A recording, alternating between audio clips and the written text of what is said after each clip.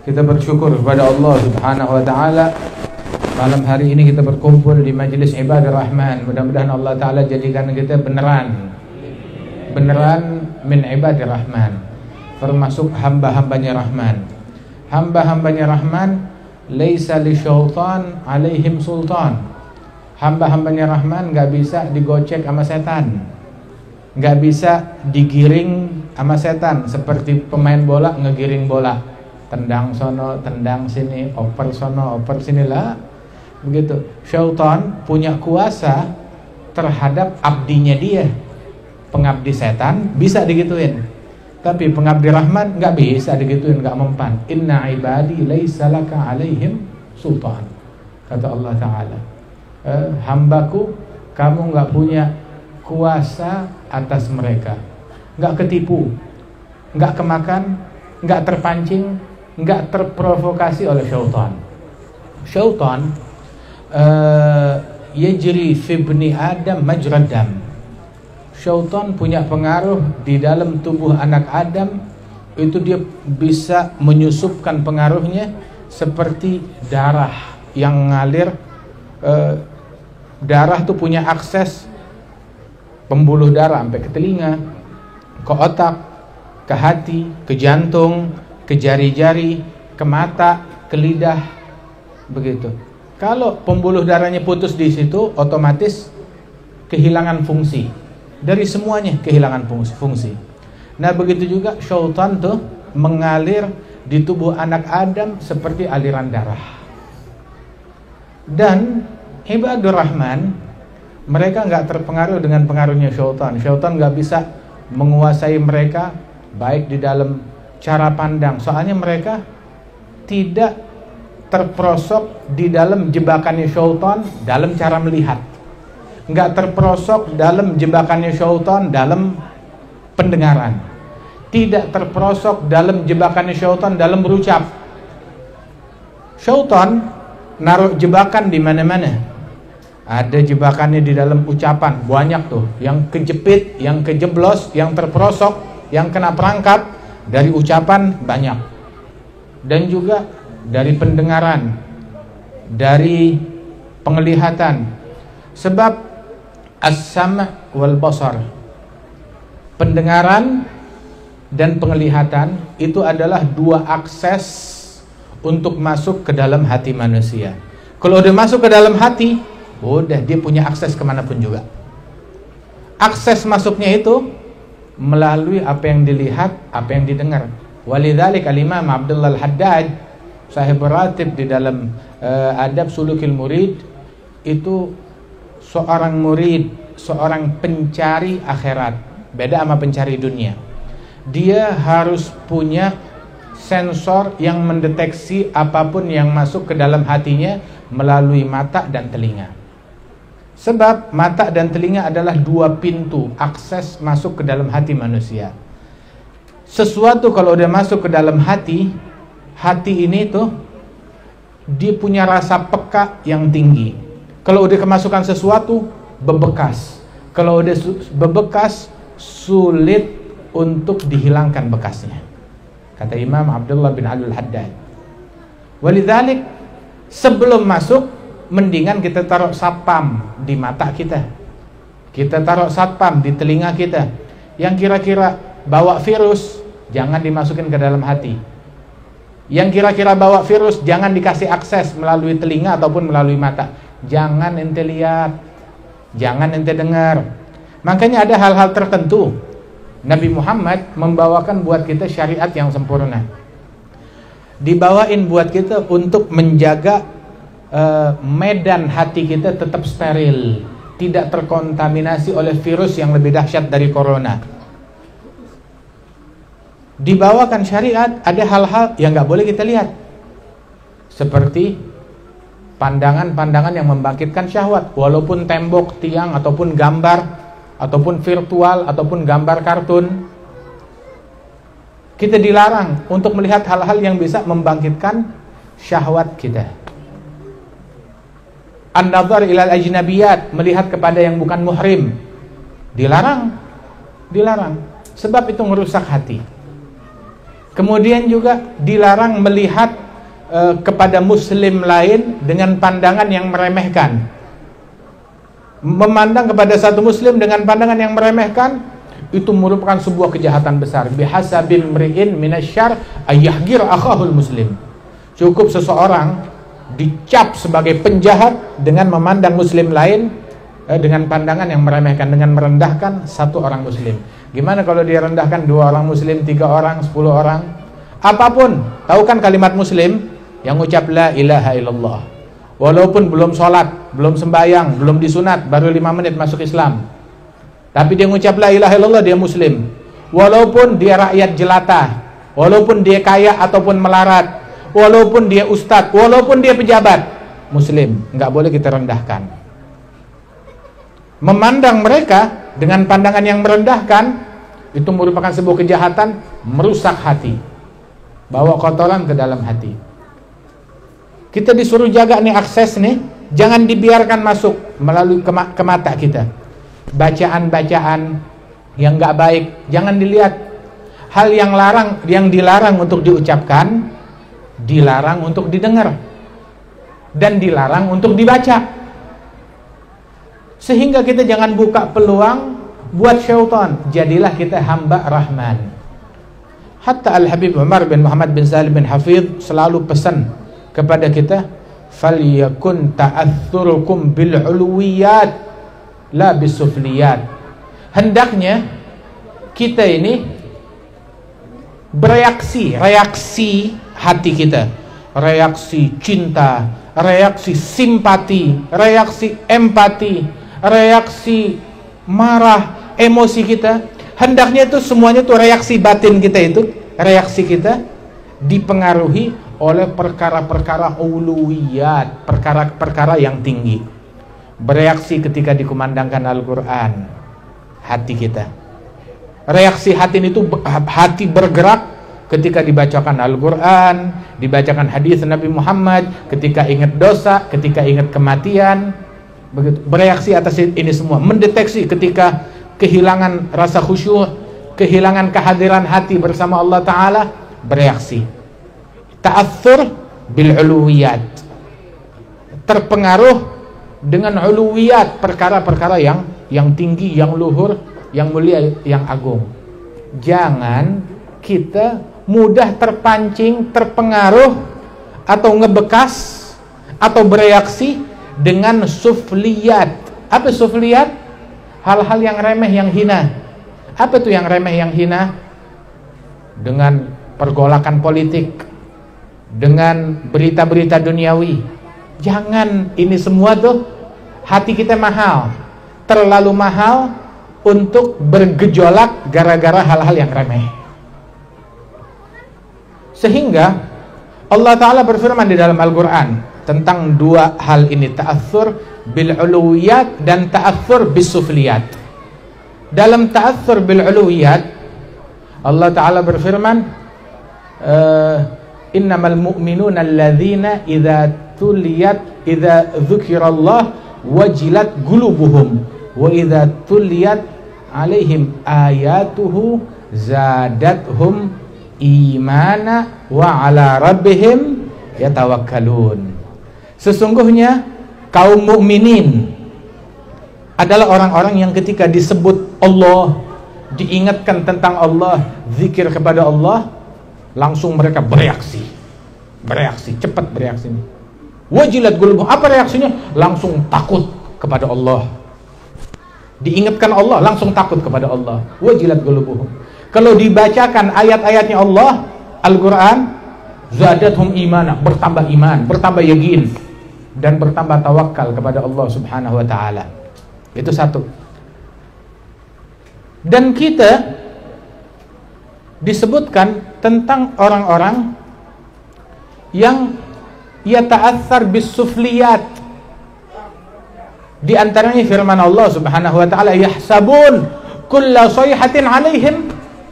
Sifatnya orang-orang munafikin menganggap setiap kali ada gejolak, ada jeritan, ada teriakan, ada kumandang ini dan itu, wah, ini terhadap kita, ini nyerbu kita, ini nyerang kita, ini musuhin kita. Yahsabun kulla sayhatin alaihim. Sehingga reaksi mereka karena dimotori oleh ketakutan kepada makhluk. Yang takut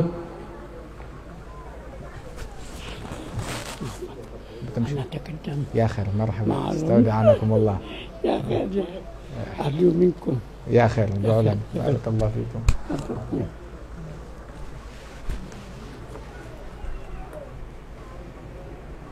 Sehingga termasuk bentuk daripada ta'athur bis-sufliyat yang dilarang oleh Allah Subhanahu wa taala dan dicontohkan, disebutkan di dalam Al-Qur'an.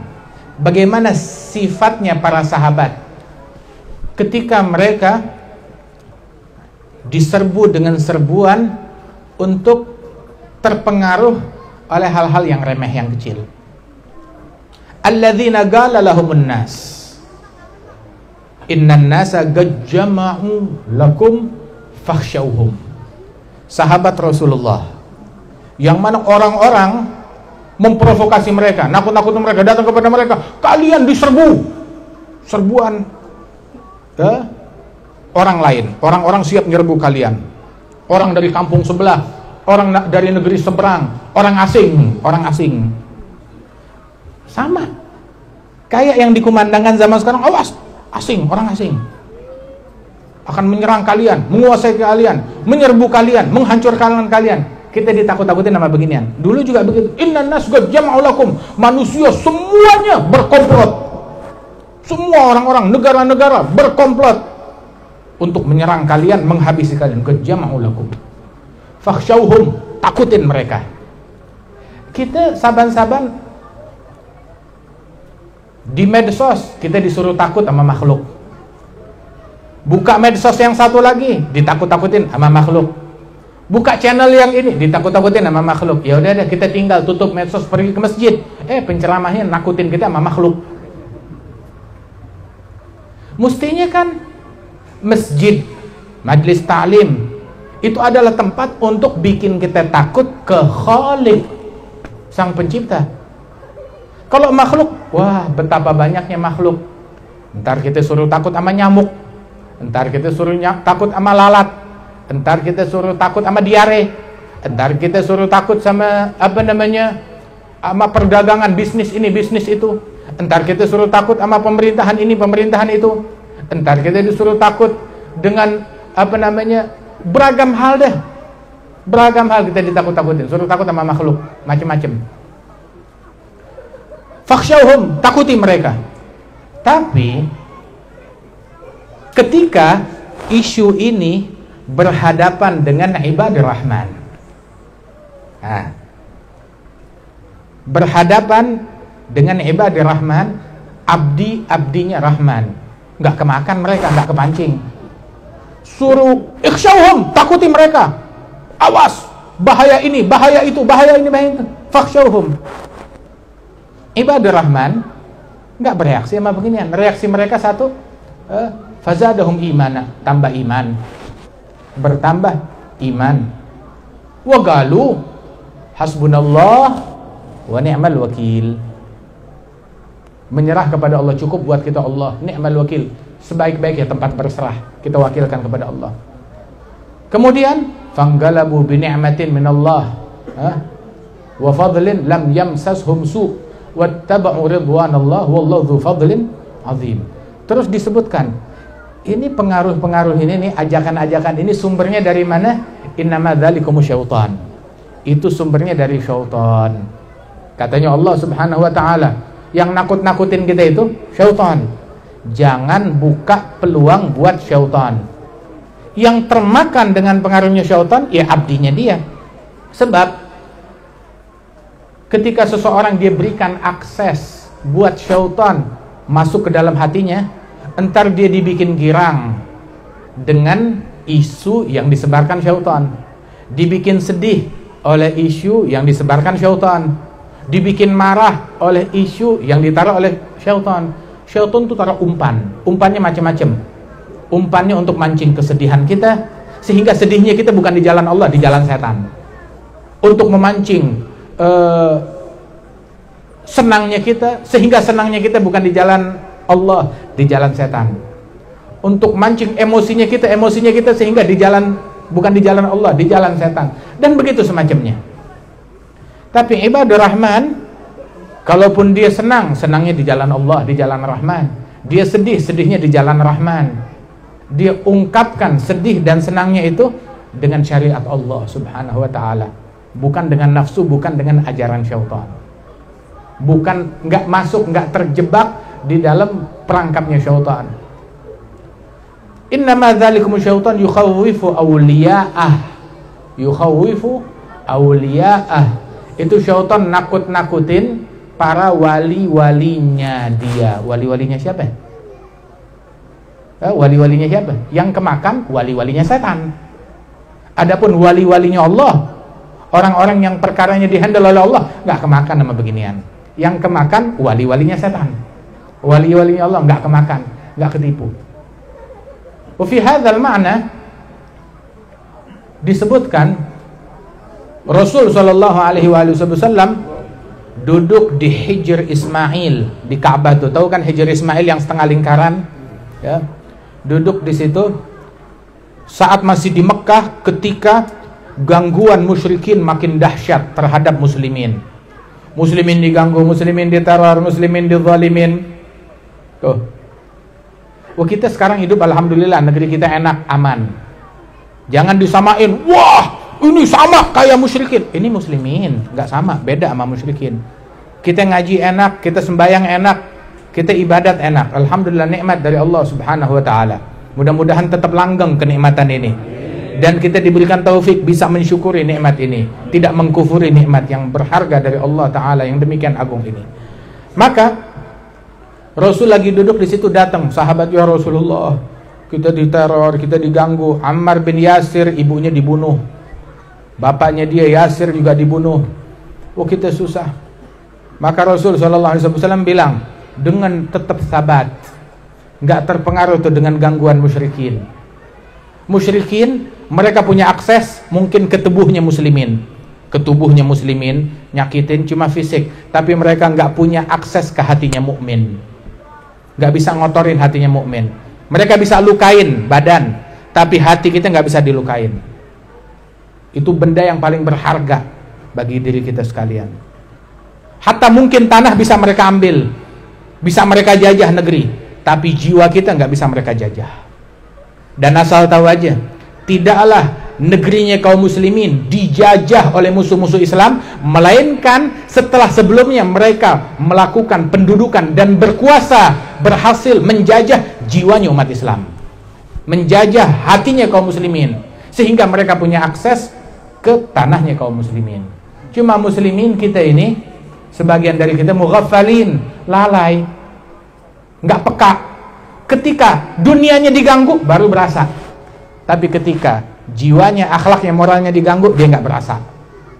Sehingga dia fokus mengcounter hal-hal yang mengganggu fisiknya dia, mengganggu materinya dia. Sedangkan hal-hal yang merusak akhlaknya, imannya, kebersihan hatinya, dia nggak peduli ke situ. Padahal penjajahan pertama ditujukannya ke hati, ke jiwa, ke akhlak, ke kebersihan hati, bukan ke tanah.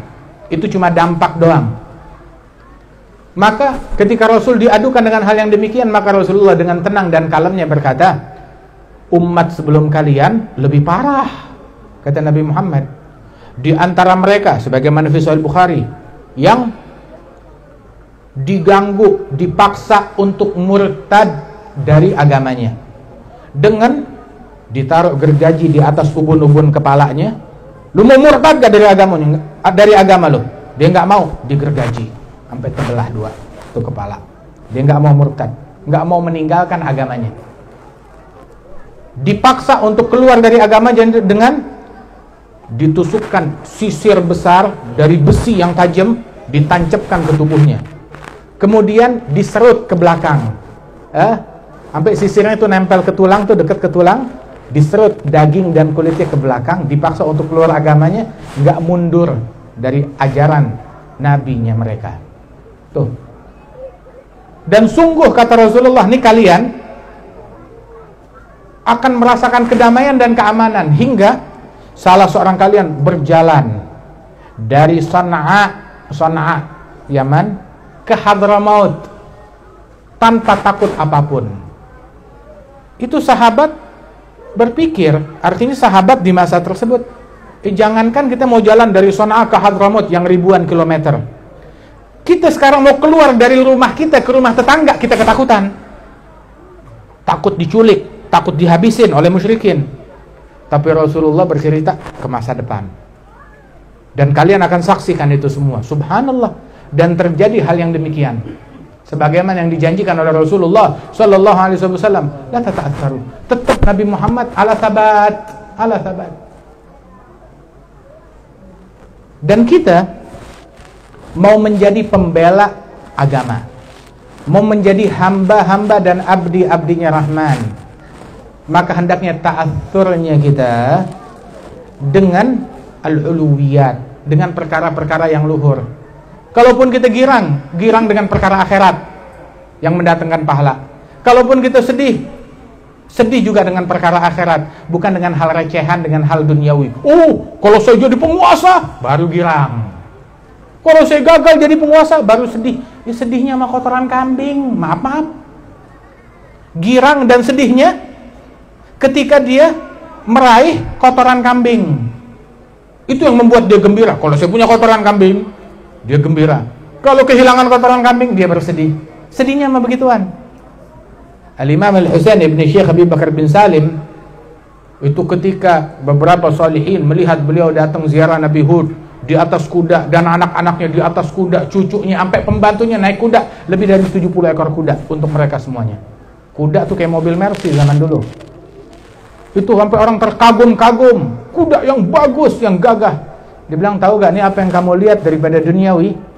Bahkan anak-anak, keturunan, keluarga saya, pengikut saya, rumah, aset saya, seandainya binasa saat ini juga, sama sekali nggak merubah hati saya dengan Allah Ta'ala. Tetap keadaan saya nggak berubah. Dengan khusyuknya, dengan kalemnya, dengan tenangnya, nggak berubah sedikit pun juga, sama sekali. Subhanallah. Sebab mereka, yang merubah mereka terpengaruhnya dengan perkara-perkara yang tinggi, bukan dengan dunia datang, dunia sedih. Tahu gak, Al-Habib Ali bin Muhammad Al-Habsyi sampai bilang, Al-Awliya wa Salihin, mereka sumpeknya mereka, sedihnya mereka, kalau nggak menemukan khusyuk di dalam membaca Al-Quran, nggak menemukan kehadiran hati di dalam sujud dalam salat mereka, kehilangan kelezatan, nah itu sumpeknya mereka, itu stresnya mereka. Kalau orang sekarang sumpek dan stresnya ketika gajinya dipotong, harga minyak naik, ketika ada musibah ini dicemberutin sama bini. Wah, sumpeknya begitu. Sumpeknya kayak begitu. Dicemberutin sama Nabi, masa bodoh, yang penting bini gue jangan cemberut. Orang sekarang kayak begitu. Repotnya sama hal-hal yang remeh. Sumpeknya dia. Jadi ini hal yang paling mahal pada dirinya, dia berikan aksesnya untuk kakinya setan, nendang sana, ngoper sini, dengan segala bentuk usahanya dia. Mana air mata yang dituangkan ketika dia ingat dosa, ketika dia ingat kematian, ketika dia ingat akan aibnya. Kita disibukin sama aibnya orang, dibikin lupa sama aibnya kita sendiri, sama kekurangan dan kesalahan kita sendiri. Alhasil, kita mau keluar dari majelis ini menjadi abdinya Rahman, hamba-hambanya Rahman, bukan menjadi abdinya syaitan. Dan juga kita menginginkan kebersihan hati kita. Kita makin istiqamah, makin taqwa kepada Allah Subhanahu wa Ta'ala. Jangan kasih akses buat syaitan dalam hal apapun juga. Segala ucapan tutup udah dari awal. Jangan kasih akses. Begitu. Jangan kita biarkan ya syaitan masuk sampai depan gerbang, nggak apa-apa. Syaitan masuk sampai depan pintu rumah, nggak apa-apa. Syaitan masuk di ruang tamu, nggak apa-apa. Lah, dari awal kita usir segala ucapan yang buruk, segala penglihatan yang buruk, segala pendengaran yang buruk, segala pikiran yang buruk, prasangka yang buruk. Tutup aksesnya buat syaitan. Khalas, tutup semuanya. Tumpahkan itu semuanya nih, berikan untuk Nabi Muhammad mengakses hati kita. Al-Quran mengakses jiwa kita. Takut akan kematian mengakses diri kita sekalian. Begitu yang seharusnya. Mudah-mudahan Allah Ta'ala berikan taufik, hidayat dan bimbingan kepada kita sekalian. dan juga Majlis Ibadah Rahman makin makmur, makin berkah. Ustaz Abdul Rahman makin sehat, makin afiah, dijauhkan dari bala, dari musibah. Habib Ahmad insyaallah diberikan kesehatan, dan para guru-guru kita Allah Subhanahu wa taala mudah-mudahan memberikan taufik dan bimbingan kepada kita sekalian, disucikan hati kita dari hal-hal yang tercela. Allahumma ij'al jam'ana hadza jam'an marhuma, tafarraqna min ba'di tafarruqan ma'suma, la taj'al fina wala minna wala ma'ana syaqiyan wala mahruma, ihdina bihudak waj'alna mimman yusari' fi ridhak, la tuwallina waliyan siwak, wala taj'alna mimman khalafa amraka wa 'asak, ij'alna mimman atak biqalbin salim birahmatika ya bar ya rahim ya arhamar rahimin wa ya akram karim. Sallallahu ala sayyidina Muhammad wa ala alihi wasallam wa akhiru da'wana alhamdulillahi rabbil alamin. Assalamualaikum warahmatullahi wabarakatuh.